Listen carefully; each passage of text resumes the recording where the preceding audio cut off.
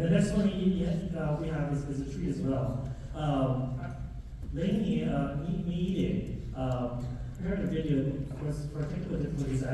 We couldn't get up and running, so I have her comments here with me as well. But Lanie, this is a really unique commission. She's a recent graduate from James Madison University. She graduated, I believe, last year. And the way that we came across this proposal was because a former grad student, Griffin Wilson, worked on a project, and he came across the music and said, Dr. Ida, like, have you ever heard this music before? I have not.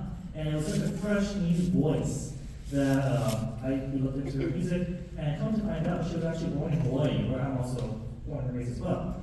And so there was a really quick connection to finding her music and relating to her music.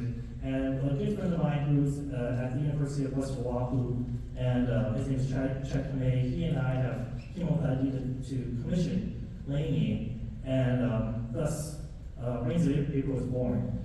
But Lanie currently couldn't be here today because she's halfway around the world in New Zealand. So although she's from Hawaii, went to school at JMU, she's currently pursuing her studies in New Zealand right now. This is her first commission that she's a part of, and she wrote it, Rains of April, as a love letter to rain. The rolling thunders, the rainfalls, the sun showers, we know it all too well because we've been experiencing it in the past few days.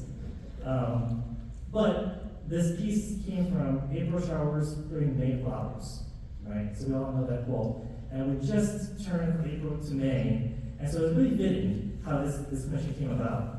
And so one thing that she did say is, every time you see a Mayflower, I hope you think of the Rains of April that brought it there.